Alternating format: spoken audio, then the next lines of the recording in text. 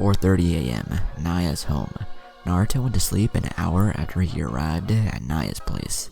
The seal mistress, who was up and about preparing for Hinata's training at 5 a.m., had informed him that she would recreate the kunai that had the Hiraishin symbol. She knew about the technique and it was fairly simple to her. Well, as far as the seal part went. The other part of the technique was still a mystery, even to her. She didn't know how her teammate did it, but she knew one thing: it wasn't easy. She would need about 2 vacuum-containers of Naruto's blood. Naruto had also asked Naya if she could place the seal on Headed's blade as well. She told him that she would try. Naya was looking over the lesson she had prepared for Hinata, thinking about it only being a week and 4 or 5 days. She couldn't quite remember, but in that short time, Hinata was doing well. The girl was a natural. If her progression continued, Hinata would be ready to learn how to remove the curse seal. Naya couldn't watch over Hinata's training today. She would take that time to make the 100 or so kunai Naruto requested, and have them ready for Hiraishin use. Maybe I should show the kid how to design them himself. I'm surprised that Minato didn't leave behind a scroll. Well, I guess he must have thought it was simple enough or that he would be around to teach Naruto. Either way, I will show him how to do it. Naya continued to look through the scrolls as she wanted Hinata to read. Hinata was getting dressed in her training gear. She wore the same training outfit Naya gave her. The only difference is that the color of this outfit was navy blue. Hinata decided to let her long midnight colored hair hang. She exited her room only to bump into Naruto, who was dressed in all black. He was wearing a tank top, sweats, and sandals, and Heaven's blade was strapped to his back. The girl spoke to get his attention. Naruto. He turned to face Hinata and said, "Hey Hinata, why are you up so early?" "My training with Naya Sensei starts at 5 a.m. every day. We train till 8 p.m. I have to meet Sensei and get the details of what I'm going to be working on today." Hinata answered her crush. "Oh, well, I guess I'll see you later then," Naruto said as he continued to head outside. "Naruto, can I ask you a question?" Hinata said, causing the young man to turn back around. "It hurts, not being able to do anything, doesn't it?" Hinata waited for a response, but got nothing. Naruto just continued to stare the girl down. She took a step closer. "My mother was killed when I was 6. I was so helpless and there was nothing I could do. At first, I blamed myself. And father, he doesn't say it, but deep down, I think he blames me as well." Naruto looked at Hinata and reassured her. "You didn't do anything wrong. You were a child. And for your father to blame you for your mother's death is wrong. I realized yesterday it wasn't my fault that everyone was killed. I just wish that I could have done something." The girl understood where he was coming from completely and said in agreement, "Sometimes I wish the same thing." Naruto spoke in a soft, concerned voice and said, "Hinata, how was your mother killed, if you don't mind me asking?" "We were on a diplomatic mission in Fire Country. After the meeting with the daimyo and a few other officials, Mother took me for some ice cream. Mother told me to wait outside while she ran into the store to get some cake for Inabi. On our way back home with a few escorts, we were surrounded by a group of ninja from the cloud. Outnumbered, the group killed off the ninja with us, and Mom gave her life, making sure I got away. I watched as the sword pierced through my mother's heart. I ran back to my mother, but I was knocked into a tree, which caused me to black out. When I woke up, I was in Konoha. From that day forth, Father never treated me the same."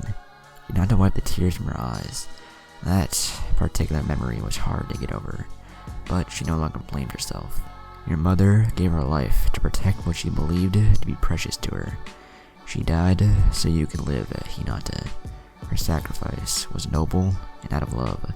I'm sure you'd do the same thing for someone precious to you. I know I would.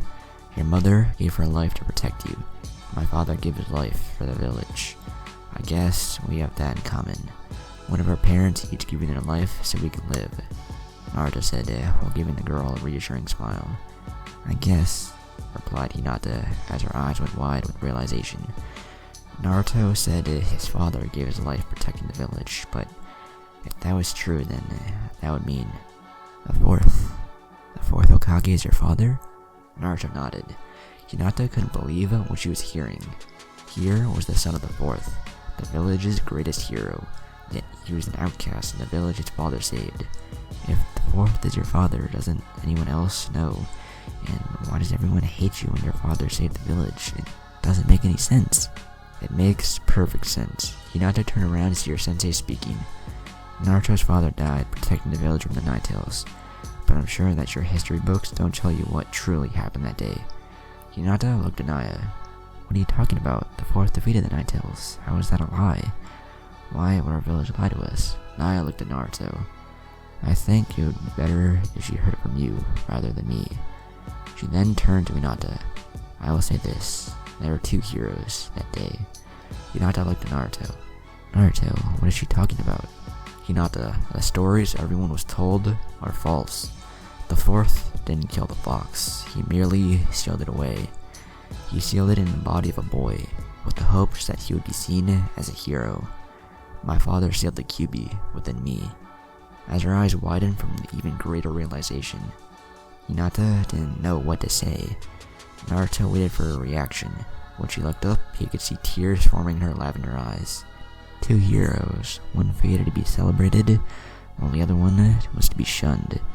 Your father sacrificed his only son to save us, and you are the one who keeps the fox at bay, yet they all hated you for it. I never understood why father or anyone else didn't like you for the matter, and now I know why. The girl, acting on impulse, grabbed his hand. Both of us, we didn't fit in with anyone, but I was too shy to be your friend, or anyone else's friend. I'm sorry, Naruto. I could have made the loneliness more bearable. Naruto gently removed her hand. It's not a big deal, Hinata. I can't change the past. What's done is done. I have to make sure that the future is the way I want it. I have training to tend to. Naya, how long will it take to have the kunai ready? It will take about 2 or 3 days. I could have it all done today, but I have other things to do. The sword I can do later in the week, Naya informed Naruto. Thank you, Naruto said. Yeah, Hinata, you have training to do. I won't be around to supervise your training, but I trust you to do what needs to be done. Naruto, you are welcome to use the backyard. I'll see you at all at noon later. When Naya left, Naruto and Hinata were alone in the hallway. Naruto, I just want you to know that you are my hero. I admired you for never giving up and having the courage to pick yourself up when you fall down. I never could do that. But now, learning that you also had to carry a burden out of your room, well, it makes me feel that I can do anything. I'll see you after my training, Naruto. Hinata walked away, leaving Naruto to ponder what she said. She believes that believing in me means she can do anything? I'm not special. Why would she even think that? I shouldn't think on it too much. I have to go read these scrolls before I start training. Naruto headed towards the library. Kona, 8 a.m. Yumi, who has been at the hospital all night with the girl, looked up when the door opened, revealing Sakura. Sakura waved. Hello, Yumi. Yumi gave a weak reply. Hello, Sakura. Sakura looked around to find no Naruto. Where's Naruto? Yumi looked away. He left. Oh, well, I'm sure he'll be back real soon. Just saying yesterday, I know he cares for the girl.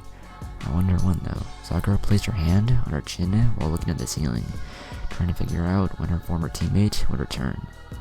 He's not coming back anytime soon, Yumi said, causing Sakura to raise an eyebrow at the girl. What do you mean that he's not coming back? Sakura asked. Yumi looked at the girl with a serious expression. Exactly what I said. But why? That's not like Naruto. Not like Naruto at all. What would you know about Naruto anyway? Yumi elevated her voice slightly. When she saw the shocked expression on Sakura's face, she put her head down. I'm sorry, I didn't mean it. It's just... Sakura walked over and pulled up a chair next to the girl. It's just what? I don't understand Naruto sometimes. I don't understand what it is to be a ninja, or a warrior for that matter, and it creates a gap between us. I'm not like you, Sakura. You know what it is to be a ninja, and you can relate to Naruto. You can even understand his logic for leaving, but I just don't.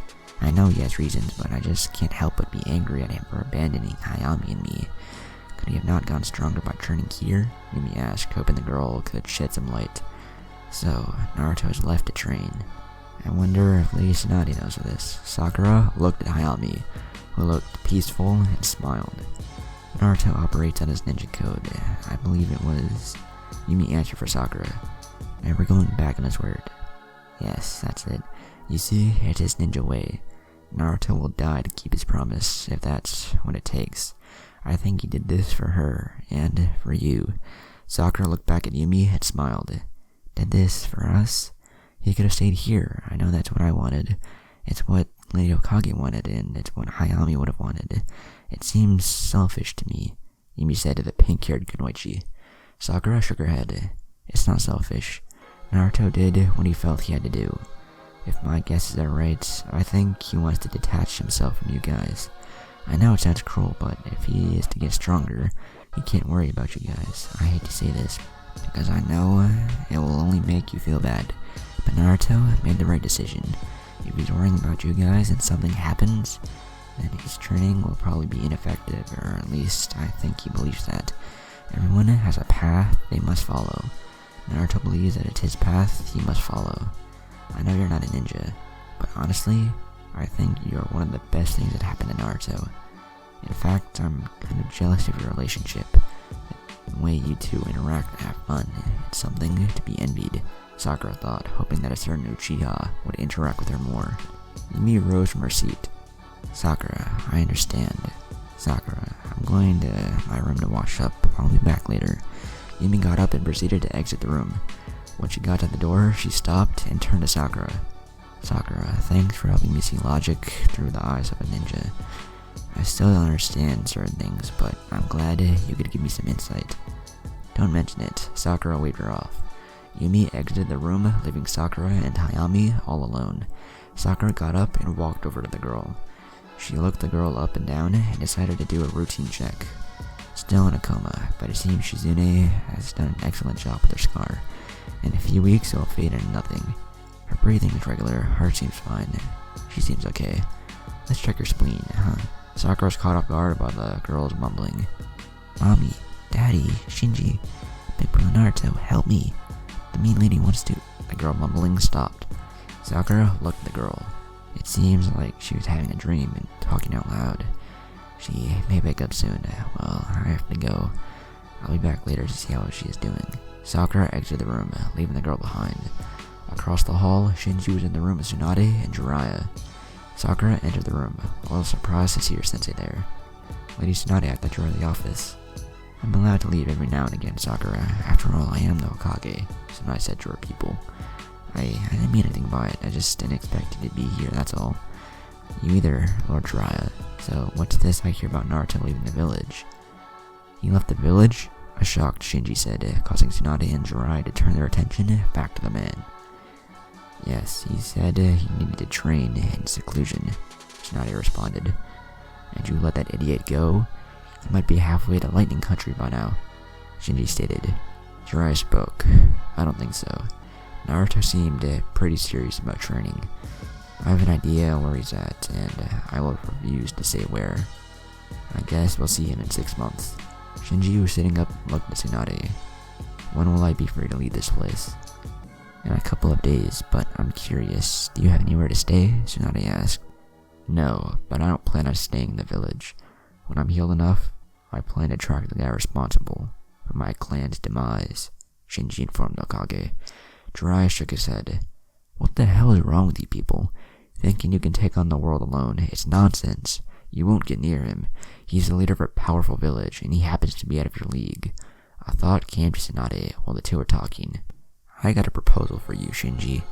And what type of proposal is it? Shinji asked with a slightly elevated brow. I want you to fight with Konoha. In 6 months, we will be attacked by the very guy who killed your uncle. You will have 6 months to train.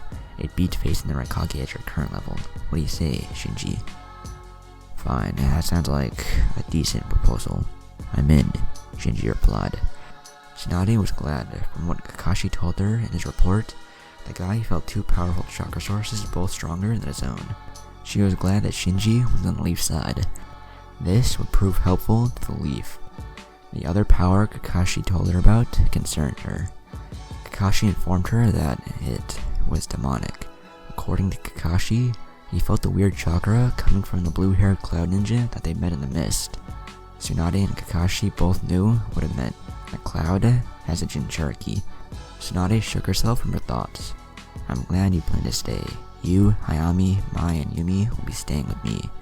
Sakura interrupted. I have to give Shinji his medicine. Sakura prepared the needle, and then injected Shinji in his arm. Well, that's done. I have more things to tend to. I'll be by later to check on you. Tsunade-sensei, Jiraiya. That Tsunade waved the girl by. Tsunade decided it was time she head to the council room for their meeting. Well, Jiraiya, I leave Shinji in your hands. Don't make the boy a pervert, okay? I'll be by later, Shinji. See you soon. Hokage then exited the room, leaving the two men alone. Shinji motioned for Jiraiya to come close. Jiraiya, I am a big fan of Ichi Paradise. I've been trying so hard to get the latest volume, but it's been sold out for weeks.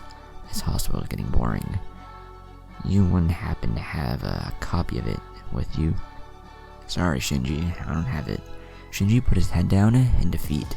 Jiraiya went through his gi and tossed a book on Shinji's lap. I don't know if it'll help, but that's the author's edition of Volume 12. It'll be released next month. Consider yourself lucky that I like you, kid. Shinji was ecstatic. You are a god, Lord Jiraiya. I can't believe that this is the author's copy. It's a bit more graphic, but it'll be my bestseller yet. Enjoy, I have to go. I'll see you later. Take care, Shinji. Shinji didn't even see or care when Jiraiya left. He had an exclusive version of Ichi Paradise Volume 12. This would definitely pass the time in the hospital. Definitely. Cloud Village, 10 a.m. After the attack a day and some hours ago, the Raikage was walking to the Raikage's tower, heading towards his office, wearing his Raikage garbs with bandages under them to help heal the wound caused by Ryuho. Aisu was meeting with 4 captains of the Black Operations, Lightning's Tactics, and Stealth Special Forces, also known as Bolt. Konoha had Anbu, the Mist, the 7 Swordsmen, and Lightning had Bolt. A Bolt squad consisted of 1 captain and 5 team members, adding up to 6 members in a squad. Aisu walked into his office to the 4 captains that he called for. Their identities were covered behind masks that were similar to Konoha's Anbu, except everyone's mask was black with a gray design. The outfit was different as well, wearing long-sleeved black tunics with a cloud symbol and a lightning bolt coming from it on a circle patch which lay on the right arm. The outfit consisted of black sweatpants, smoke gray sandals, and a matching color vest that was similar to Anbu's. 2 katanas forming an X completed the outfit. Aisu took a seat. He looked at the captain on his far right with the bear mask. I called you all here for a specific reason. You 4 are captains of the most effective squads in Bolt. I have a task for you. However, it only involves 1 target. Your squad will be hunting this target down. When the target is found, I want it destroyed. The captain wearing a hawk's mask on his far right decided to speak. So, who is the target that you wish for us to hunt, Lord Raikage? Aisu placed his arms on the desk and leaned forward, giving the captain a serious look. Naruto Uzumaki. The captain wearing a weasel mask on the center right spoke. The Golden Fox. If I must ask, why is he the target? I have my reasons, but if you must know, he is a threat to my plans. I want him eliminated. Also, bring back his sword. Your mission begins now. Locate your squads and head out. You all are dismissed. Aisu leaned back in his chair and closed his eyes. Change the plan, Koen. You're just gonna have to deal with it. Koen, who was standing in front of the Raikage, voiced his opinion. Sir, leave Naruto to me. Bolt is not necessary. If they fail to locate him, which I highly doubt, you will have your chance. For now, worry about your other assignment, Sasuke Uchiha. The Uchiha bloodline is to be feared, and it's better to wipe the clan out of existence. I dealt with Itachi Uchiha, and if Itachi Uchiha is any indication of what Sasuke was capable of, then he could be a problem. Uchiha must be dealt with, which is why I'm leaving him to you. Uzumaki became something more the moment he obtained that blade, Aisu said to his number 1 soldier. Koen bowed. Very well, sir. Here's my mission report. I have to return to my squad. You have a good day, sir. Koen left the office. If anyone was in the hall with him and seen the look in his eyes, they would have shit their pants. Pissed was the only word to describe what he was feeling. Naruto Uzumaki is still my target. To hell what he says, and to hell with Sasuke Uchiha. I will battle that man. Nothing will stand in the way of that. Not even you, Lord Isu. Koen exited the building, heading to a squad. Back in the Rakage's office, Isu was wearing an evil smirk. It seems that I will need a stronger leash to control you. Hey Koen, Noon, and Konoha. Tsunade and the council were in the meeting room. Tsunade spoke first. Good afternoon, everyone. We are here to talk about the upcoming war and the recent destruction of the Minashu clan. Hiyashi spoke. Yes, let's talk about the Minashu clan. I understand that there are only 2 survivors. One is the little girl that Uzumaki stormed through 2 countries for, and the other is the son of Shinjiro. I understand the Raikage was behind this. Yes, but it seemed to be a joint strike with their allies, Tsunade answered. What actions are we taking to protect the leaf, Lady Okage? Sume Inuzuka asked. I have increased border patrol, and my strategists and I are coming up with tactical plans. Danzo, however, believes that we shouldn't wait until the exams. We should take our forces and storm Cloud, Tsunade informed Sume and the rest of the council. Homura turned his head slightly to Tsunade. I'm inclined to agree with Danzo. I believe there will be another repeat of Orochimaru. We don't know how strong this guy is, but if he beat Ryuho Minashu, then he is not to be taken lightly. Strength-wise, he might be ready. However, Sasuke needs a few more years to develop his leadership skills to run this village. Tsunade narrowed her eyes at the old man. If I didn't know any better, I would have just thought you'd think I'll die. That's not it, but we do need to take precautions to protect even you, Tsunade. You may be highly skilled, but even you are mortal, Homura said, hoping she'd understand. So you wish to send off hundreds to their deaths? Are you fucking nuts? Tsunade said as she slammed her hand on the table. Language, Tsunade, Koharu said in a calm voice. This caused Tsunade to turn to her. I'm the Hokage. I say what the hell I want, when the hell I want. You old fools are idiots. For one, if we do that, we give them geographical advantage. They know that country like the back of their hand. We would be fighting an uphill battle. Lady Tsunade is right. Everyone turned to Shikaku. Explain, Suki said to the man. We'd lose our geographical advantage by attacking a hidden cloud village. However, here in Konoha, we gain that, because we know the ins and outs of this village. They would sorely be at a disadvantage. We can make a final stand and deliver a crushing blow to the cloud, Shikaku explained. I guess you're right when you say it that way. However, we have the Nine-Tails kid. We unleash him, I'm sure we come out victorious, Waka Kataki stated. Koharu looked at Tsunade. Speaking of him, where is he? He left the village yesterday, Tsunade responded. Did you send him on a mission? Koi asked. No, but he left the village to master Heaven's Blade and Hiraishin, Tsunade said with a smirk of satisfaction, simply because she knew how they would react. She was right. After the initial shock wore off, Koi slammed the table. This is a goddamn outrage. How the hell did he get the Hiraishin scroll? Not only that, but how can a demon wield the Heaven's Blade?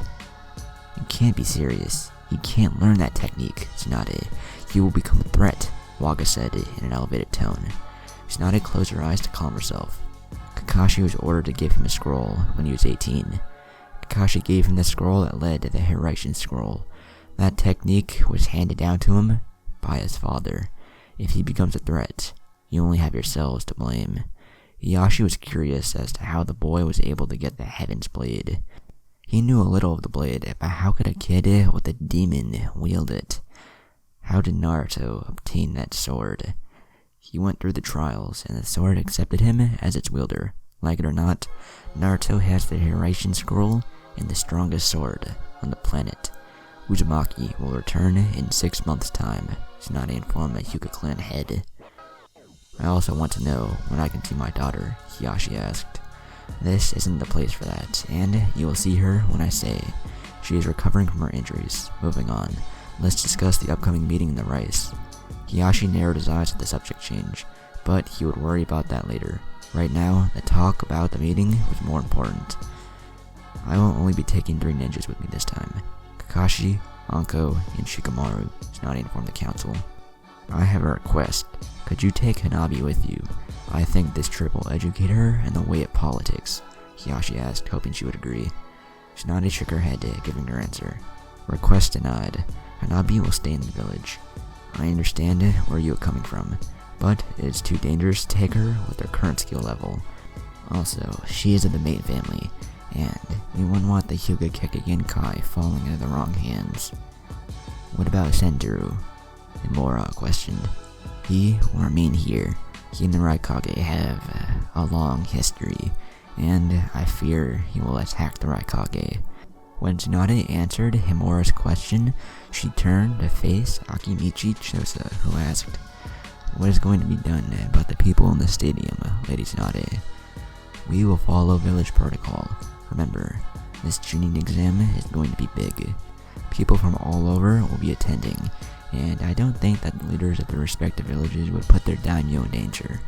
But I could be wrong about all of this. Either way, our first priority is to get the women, elderly, and children to safety. Tsunade could still see the anger on some faces. She suspected it had a lot to do with Naruto. Among the visibly angry was Wei Jin. Staring into the desk with an angered expression, he slowly lifted his head and turned to Tsunade. Excuse me for saying this, Hokage, but you just sent this village to hell in a handbasket. The comment caused Tsunade's eyes to narrow. What did you say? Wei Jin returned the look. I said you sent this village to hell. First you give the demon the Hiraishin scroll, plus he steals Heaven's Blade on top of that. We're doomed. Tsunade was about to respond, but she heard a voice before she could. Demon. To be able to wield a blade of the heavens itself aloud illustrates the view that many have on Uzumaki is unjustified. Everyone turned to the usually quiet Shibi. Softening his eyes, Wei spoke. What do you mean? Sume folded her arms and shut her eyes, smiling all the while. Her former teammate was always like this, always shedding light, making things become easier to see, as opposed to being blinded. That's what she liked about him. Never judgmental and always examining every aspect. She looked on as her teammate decided to educate Wei. To simplify it, the heavens wouldn't aid a demon. Are you saying that the boy is human? Impossible. He is the QB reincarnate, Wei Jin said with an elevated voice filled with anger. Shibi placed his index finger at the center of his sunglasses, readjusting their position on his face. Are you sure of your assumptions? The blame of one for the actions of another is the cause for your hatred of Uzumaki. Remember this, that QB was the one that killed your loved ones, as well as mine. The boy, however, was cursed with the fate to carry the fox to ensure our village's safety. He is no more responsible for what transpired than any of us. Wei Jin's anger was getting the best of him. This was revealed through his screaming. You are a fool as well, Shibi. The first chance it gets, it will try to destroy us. The QB is clever. He has the perfect time to strike, and he has everything he needs. You can defend him, but the fact of the matter is that he is evil. I hate to admit it, but Shibi is right. All eyes went to Hiyashi. We all know about the Sword of the Heavens, well, maybe not in detail, but we do know that the boy was truly a demon. He would not be able to wield it. One thing is for sure, the boy will become a threat to this village. I think we should push for the boys to remain in the village. What Hiyashi said shocked the ears of many.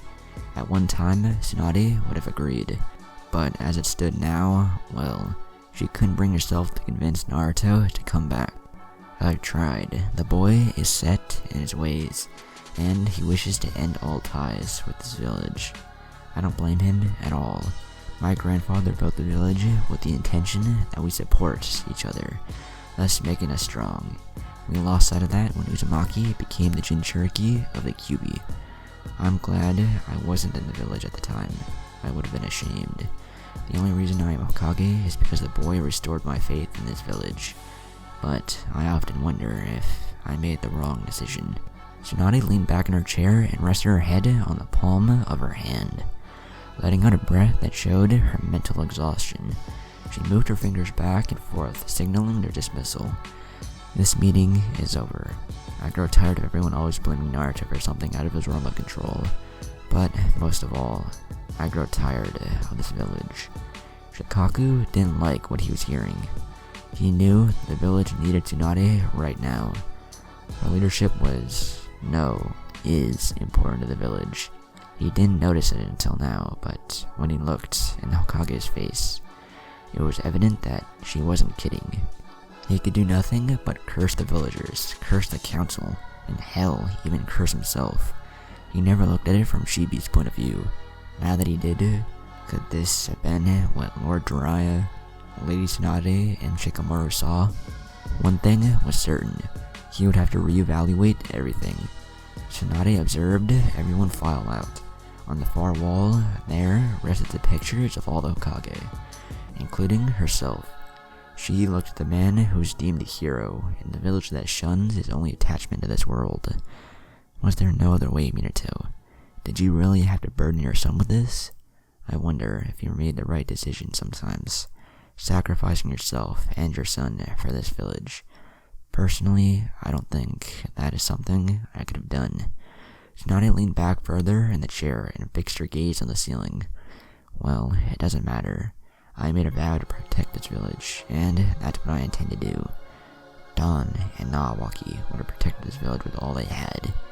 And at one time, you would have too, Naruto. I will correct the problem, so future generations won't make the same mistake that was made to you, Naruto. That much, I promise. Cloud Village, noon. On the roof of the Raikage's tower stood the 24 members of Bolt, 4 captains and 20 squad members. Lined up in front of their respective captains, the captain with the bear mask spoke. We were given an assignment of top priority. Our job is to find Naruto Uzumaki and eliminate him. We will scope around Fire Country. The other captains and I have discussed it, and we will not try to infiltrate Konoha.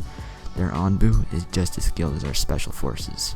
We will gather info, wait until he leaves the village for a mission, and then strike. The captain on the far right with the hawk mask was the next to speak. Our groups will take different areas. My squad will search in the eastern section of Fire Country. My squad will take the western section. The captain with the weasel mask informed his squad. The captain with the bear mask looked at his squad. We'll take the southern border. Last to speak was the captain with the dog mask. That leaves us with the north. Also, we will be splitting up into teams of 2 once we arrive at our locations. Your captains will tell you more about this. All of us will meet in Rice Country in a week's time. If we do not catch Uzumaki during our stint in Fire Country, there is a chance that we find him next to the Hokage in Rice Country. You know your mission, and you have your orders. Let us move out. Everyone nodded. Then, in a flash, the group of ninjas vanished from the sight. On a rooftop not too far away, a blue-haired ninja sat and watched the special forces depart. Looking down onto the street, he saw his teams heading his way. He had other obligations, but one thing was certain. He would fight Naruto Uzumaki. Come hell or high water. Koen appeared in front of the squad. Let's go. We have a mission in Rock Country. Without a second's glance, Koen turned around and walked off, causing a group of Genin to follow. Nai's place, 4 p.m. Hinata was in the yard, finishing up her kata. She stopped and wiped the sweat that was slowly making its way down her forehead. Naya wasn't there with her, and Kaito was just lying around again. She could keep training, but she decided to take an hour's reprieve. Hinata grabbed a towel that she had placed on the rock to wipe the sweat out of her face completely. She headed into the house. Naruto was in the library studying the sword of the Heaven Scroll. He skimmed through the scroll and discovered the history of the sword and the techniques of the sword. These techniques are good so far, but they look a bit difficult to perform, especially the final technique. The scroll even states that not even a handful have reached this. Ryuho-sensei didn't even achieve the final technique. However, he did reach the technique required to achieve a final technique. I have 6 months to even be able to understand the sword and learn what it's capable of. Naruto looked up from the book when he heard the door slowly open. He turned his head slightly to see the Hyuga. Hinata gave him a warm smile. Naruto gave a weak smile in return. "What brings you here, Hinata?" "Just wondering what you're up to, Naruto. So you're not doing any physical training today, I presume?" Hinata pulled up the chair next to Naruto and sat down. "Nah, I was reading the scroll, so I can have an idea on how to use the sword and the techniques associated with it. I'll probably read the Hiraishin tonight, to get an idea of how it works. I'm giving myself a couple of days to memorize what is required to perform these techniques. No physical training for about a couple of days. I'm just doing some mental training." Hinata looked at the blonde and just smiled. "Always a hard worker, eh, Naruto? I have no doubt that you'll master both techniques." "I hope so. So Hinata, what do you plan on doing when you leave here?" Hinata's expression turned from a happy one to a serious one. "I don't know. I haven't really thought about it. I guess I'll have to figure it out when I leave." Hinata stood up and walked over to the shelf and grabbed a scroll. She then headed back to the exit. "Well, Naruto, I just came by to get a scroll on the ceiling. Naya-sensei doesn't know this, but I study at night as well. I'll see you later, Naruto." While she was leaving the room, Naruto waved his hand, saying goodbye to Hinata. Naruto continued to read and study the scroll Ryuho had given him. Naya's lab. Naya was hard at work in her lab. Naya's lab was adequately large. This particular lab was perfect because it had a section where she could work on designing seals and smithery. However, the latter was something she had no skill in whatsoever. Using Naruto's own blood and drawing the mark of the Hiraishin on the kunai was easy. The hard part, however, was fusing them into the kunai. Besides that, Naruto had also wanted her to use a special type of metal that was used to create chakra blades. She was a seal master, not a blacksmith. She couldn't help but think having Kaito there at a time like this was a blessing. Most shinobi from the mist specialized in everything that involved swords, and to have an ex-member of their 7 swordsmen in her house was lucky, indeed. Using the unique metal, Kaito was busy making the kunai. He looked over at Naya, who was sitting at her desk, applying the seal on the kunai that he created. "Naya, you only have a limited supply of that metal. I can only make about 10 to 15 more using that metal." She studied the kunai in her hand to examine if she had made a mistake with the seal, without looking at the man who addressed her. "That's fine, just make what you can, and from then on just make the regular kunai." Kaito went back to work, but not before saying, "I can't believe you got me doing this. I should be laying in the backyard, enjoying the breeze, I didn't even volunteer to help." Naya put the kunai down and picked up another one that she had marked and examined it. "Stop your whining. You're helping your apprentice become a better ninja." "I don't think I can beat him now, and that's saying a lot." Putting the kunai in her hand down on the desk, her eyes turned to the missing ninja from the mist. "That's besides the point. You know what will happen if Aisu has his way. It'll be Mist Country all over again. Do you want that, Kaito?" Kaito, who was looking into her eyes, turned away, defeated.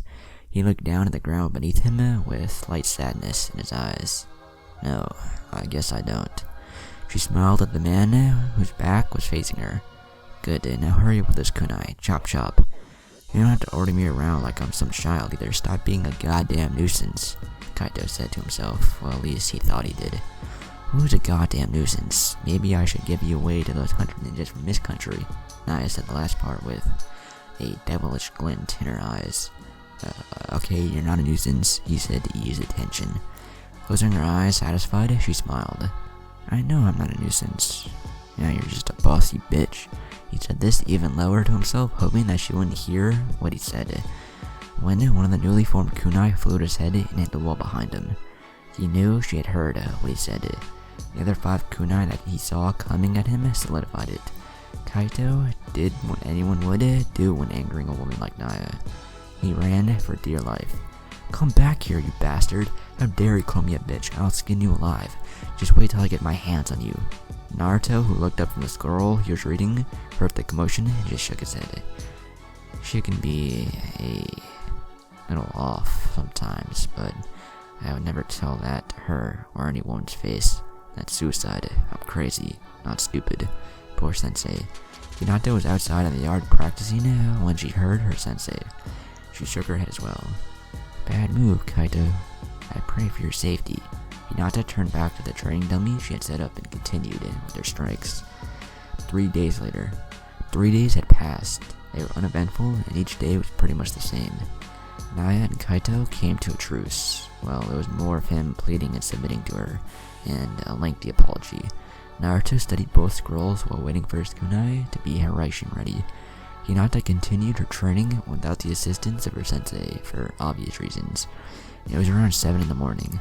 Naruto was in the library studying the Hiraishin scroll. He was hoping to put to use what he learned. The above could be said for Heaven's Blade. Naruto now knew why the sword rejected him when he attempted to draw it against Sensuru. He also knew the reason behind the sword glowing while he was at the Valley of the End. Without realization, he had activated the sword. This activation was a technique in itself. It was known as First Light, or Dawn. He reasoned the bright glow was the reason for the name. Naruto, who was reading the Hiraishin scroll, was interrupted by an exhausted-looking Naya. Naruto, follow me. Naruto put the scroll down and followed the woman out of the room. Naya had led Naruto to the training area in the backyard. In the backyard, he saw Kaito spinning a kunai with the Hiraishin mark on his hand. Naruto looked down to see that Kaito had his foot propped in a box that had the 200 or so kunai he had requested inside. He looked back up at Kaito, who then tossed Naruto the kunai. Naruto caught the kunai and gave it a once-over. He noticed that his chakra started to go into the kunai. Naruto smiled at this. The blonde looked up when he heard the blue-haired man speak. I was only able to make 22 due to the limited supply here. Naya walked up to Naruto and handed him a scroll. The chakra kunai are in here. I need your sword, Naruto. Naruto took the blade off his back and handed it to Naya.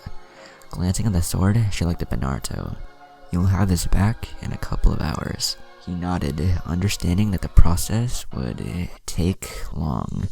Kaito moved away from the box of kunai and walked towards Naruto.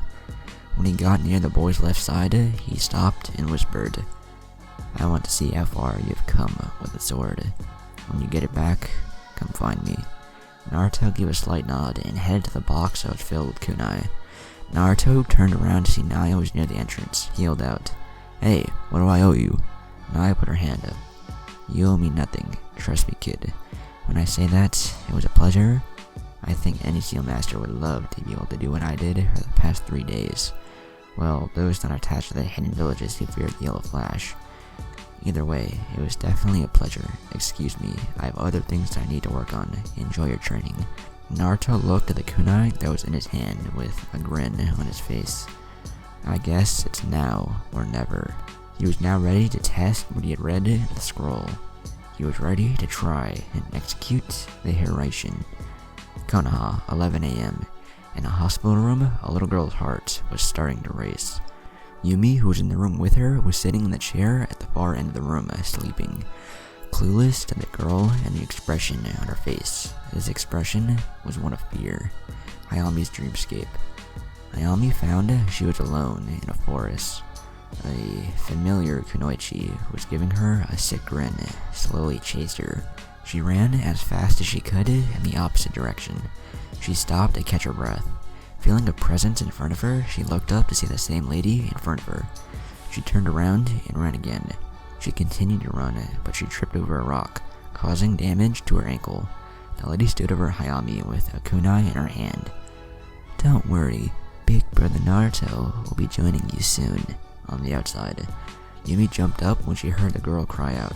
Looking at the monitor, she saw that her heart rate was erratic. Yumi ran out of the room to get a doctor when she ran into Sakura, who had just come out of another patient's room. Sakura, something is wrong. Her machine is going haywire. Sakura wasted no time running to Hayami's room to see what was going on. Sakura arrived first, followed by Yumi, and what they saw was a little girl kicking and screaming. Stop, please, don't hurt me. I didn't do anything. Sakura looked at the girl. She touched her forehead to see if her temperature was elevating, but it wasn't. The girl was definitely dreaming, and the kicking and screaming was a good sign. The girl would be waking up any minute. Sakura looked at a worried Yumi. Don't worry, she's fine, just having a nightmare. Sakura saw a doctor walk past. Hey, the doctor who was in the doorway stopped, waiting for Sakura to continue. Would you tell Lady Tsunade to come here? She's in room 312. Tell her it concerns the younger Minashu. The man nodded and hurried off. Yumi came closer next to Sakura. What do you think is causing this? I don't know, could have something to do with what happened in the forest, I'm guessing. What's going on? Sakura and Yumi turned around to see Tsunade, Kakashi, and Jiraiya. She's having a nightmare, Lady Tsunade, Sakura informed her mentor. Well, that is good news. Tsunade walked closer to see the girl. The girl was begging someone to stop, but whoever it was in her dream wouldn't stop. Tsunade suspected it had something to do with the Kunoichi who did this to the girl. According to Konohamaru's and Hanabi's reports, Hayami stopped kicking and screaming. She became calm. Sakura and Yumi started to smile when they saw the girl's eyes open slowly. Hayami saw a bright white light. Is this heaven? Shadows of people started to appear before her. She could hear the voices, but she couldn't make out what was being said. Finally, she heard one of the voices say, "She's up." Finally, the people started to come into focus. What the little girl saw was a beautiful blonde, a pink-haired girl, a brown-haired girl, and two men with white hair. One she recognized, and the other she didn't. The memories of what transpired caused the girl to shoot up. The first words out of her mouth were, "Shinji." He's fine. Hayami traced the voice back to the blonde woman standing on the side of her. Tsunade continued. So, how are you feeling, Hayami? Where are mommy and daddy? The girl asked. Sakura, Kakashi, Tsunade, and Yumi looked away. Jiraiya couldn't find it himself to tell the girl, but he knew he would have to. I guess there's no other way to say this, but they're dead. Hayami's gaze fixed on the door to see her cousin in hospital garbs. Shinji, who was using a crutch for support, continued until he got to Hayami's bed.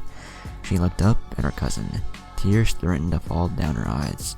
That can't be true. Mommy, Daddy. Reality hit hard. The girl started to break down and cry. Yumi went to comfort the girl, but Shinji placed his hand in front of her. Hayami looked straight ahead and continued to cry a bit more. She placed her hand to near her heart, surprised to feel the chain that she gave her mother there. She grabbed the chain and looked at it. Naruto put that on you. Hayami looked at Sakura. Big brother Naruto, but how? I gave this to mommy to fix. You got it from your mother, Yumi informed the girl, causing her to turn around. She gave Yumi a curious look. This caused Yumi to introduce herself. I'm sorry, my name is Yumi. Naruto and I were at Sea Country when, well, your mother told him to return the chain to you. Hayami looked at the chain and back at the girl. Yumi, you're Big Brother Naruto's friend. Where am I and where is Big Brother Naruto? Jiraiya spoke. You're in Konoha. You and your cousin were found by Kakashi and his squad. Oh, Lord Jiraiya, where is Big Brother Naruto? Hayami asked. Tsunade decided to step in. Naruto has left the village at the moment. When will he be back? Hayami asked. He's not coming back. Not anytime soon, Shinji informed his cousin. Why, Shinji? The girl asked. Yumi grabbed the girl's hand and gave her a warm smile. He's training to protect us. He gave me this letter to give to you before he left. Hayami slowly opened the letter and started reading it. Dear Hayami, if you are reading this, it means that you are out of your coma. I want to apologize in advance for leaving you, but I have to get stronger and master the sword your father has given me. I know I promised that we would get to spend time together, but what happened put a delay on that. I will be back in 6 months. That much you can count on, because I never go back on my word. Be safe and look after Yumi for me. Also, tell Shinji he's a fatty head. I'll see you in 6. Watching over you always. Naruto Uzumaki. Hayami gave a giggle at the last part. She looked at Shinji. He called you a fatty head. This caused everyone to snicker, but the happiness for Hayami quickly faded as she realized that it would be 6 long months. Her family was gone. Shinji, although he was here, had always been distant to her. Naruto wouldn't be back for 6 months, which meant she'd be all alone. Sensing the girl's thoughts, Yumi moved a strand of her hair out of the girl's face, causing her to look up. Don't worry, I'm sure we can bide your time until your brother comes back to us. Besides, I have to look out for my little sister, right? Hayami smiled. Right. See that she's well protected. Everyone turned to the door to see the sister of the Kazekage leaning against the entrance of the door. Hayami's features lit up at the familiar face. Big sister Tamari, you're here? Of course I'm here, Tamari said while returning the smile. But I'm curious, why? Kakashi said, which prompted Tamari to pull out a letter with the Kazekage's stamp on it. Special orders of the Kazekage, I'm sure you understand. So, Gar doesn't trust us, does he? Tsunade said, slightly disappointed in her ally. It's not you that Gar doesn't trust, it's the people in this village, Tamari reassured Tsunade. Sakura went back into doctor mode. Well, everyone, my patient needs to rest. You can all come back and visit her in 2 hours. Everyone nodded and started to head out, but the voice of Hayami stopped in their tracks. Please don't leave me alone. That lady, she might... What lady, Hayami? Tell me, Tamari demanded. The lady with red hair and blue eyes, she wants to hurt me. Please don't leave me alone. Tamari looked at Sakura. I'm staying as her personal bodyguard, and I'm not leaving. Sakura looked at the girl and saw how scarred she was. She looked at Tsunade, who gave her a look that said, it's your decision to make, which caused Sakura to sigh. Okay, you can stay. Yumi, I know you want to stay, but you were here 3 days straight. Tamari's here, so go home and get some sleep. Come back when you're well rested. Shinji, come, you have meds to take. Sakura and everyone else filed out of the room, with the exception of Tamari and Tsunade. Tamari and Tsunade walked over to the girl and pulled up chairs next to her. Tamari spoke. The lady, did she attack you? Hayami nodded. She attacked me in the forest. She wanted to hurt me because of Big Brother Naruto. She doesn't like him very much. I see, Tamari said. Tamari placed her hand on the girl's lower leg. Well, she won't hurt you, okay? I know who you speak of, and I am much stronger than her. She'll have to get through me to get to you, and trust me, that isn't going to happen. You believe me? The girl nodded. Yes. Tsunade interjected. You're safe here in Konoha. Naruto may not be here, but I am, and you'll be under my protection. I assure you that the Hokage is the strongest in the village. Along with me, Tamari, and Shinji, when you regain your strength, you have nothing to worry about. What about Big Brother Naruto? That lady and her friends killed Mommy and Daddy. She wants to kill Big Brother. How do you know he'll be okay? I don't want Big Brother to die if he dies. Tears started to slowly form in the girl's eyes. Naruto is a big boy. He can take care of himself. He is the one person you don't have to worry about. Besides, your brother fought her and beat her already.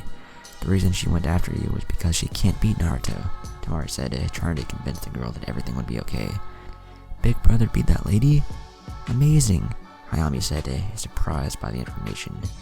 Yes, he can't be, but like I said, I'm here now, so don't worry, Tamari said once again. Tsunade stood up. Well, Tamari, I have matters to tend to. She's all yours. Tsunade gave the girl a cheeky smile. Either Sakura, who is the pink-haired doctor, or myself will be back to check on you later. You must be hungry. What do you want to eat? Ramen. Miso ramen, please, Hayami informed the Hokage. Great, another person obsessed with ramen, Tsunade sighed. Very well, I'll send someone here with your ramen. Tsunade exited out of the room, leaving the two alone. Walking through the hospital, a thought came to her head. She was now sporting a sinister smile. Well, I guess it's time to see if everyone's favorite Uchiha is up for a mission. Uchiha compound, 5 hours later. Sasuke was punching the stick dummy before him furiously. Goddamn fifth, I don't have time to play bodyguard to some brat. Sasuke thought back to the meeting that he had just came back from an hour ago. Flashback, Hokage Tower, an hour ago. Sasuke was standing before Tsunade, who had ordered him to her office. You wish to see me? Yes, Sasuke, I have a top priority mission for you. Tsunade informed the Uchiha. What is the mission? I fear that an attempt will be made on the girl's life. You will watch over the Minashu girl until I say otherwise. Sasuke's facial expression was what she expected.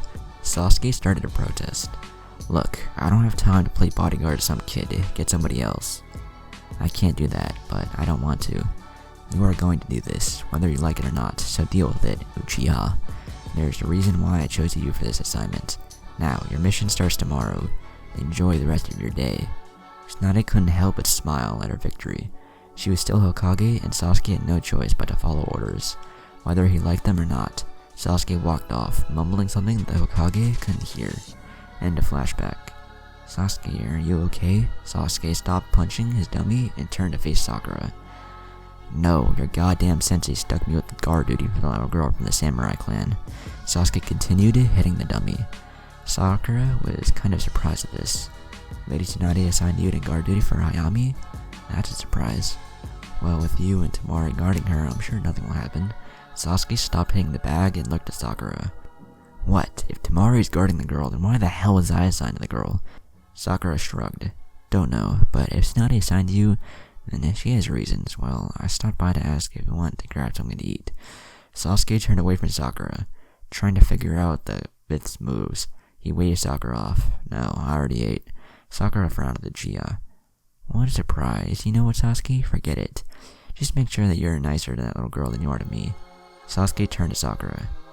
Are you mad because I don't want to grab a bite to eat? Do you really think it's about that? I thought I'd never see the day when the great Sasuke Uchiha would need something spelled out for him. Sakura turned around and stormed off. Sasuke screamed out, Where the hell are you going? Sakura didn't give him a response, which caused him to yell out to her again. Where are you going, Sakura? Sakura shooed out of sight. Sasuke turned around and headed to his compound. What the hell was her problem? Never mind that. What I really want to know is why the fifth chose me specifically. Sasuke continued to think about this as he entered his house. Nice place. God damn it. Naruto fell face first in the ground. The shadow clone he was using to help him train had long since dispersed. The technique was proving harder than he had originally thought. Hinata, who was sparring with Maya, stopped to watch Naruto. Kaito was watching his apprentice from the rock he was sitting on. I think you should rest, Naruto. You're running low on chakra. Continuing this would be nonsense. Naruto slowly rose to his feet. Stop? No way, I got more than enough energy to continue. Naruto fell back on his face. Hinata left Naya and ran up to Naruto. Naruto! She shook him, hoping he would awake. Naya, who came up from behind, and Kaito, who was standing over, just observed the boy. I wouldn't worry too much, it's just chakra depletion. He should be fine, Kaito said. Naya placed her hand on Hinata's shoulder. We should continue our training. Come now. Hinata reluctantly left Naruto's side.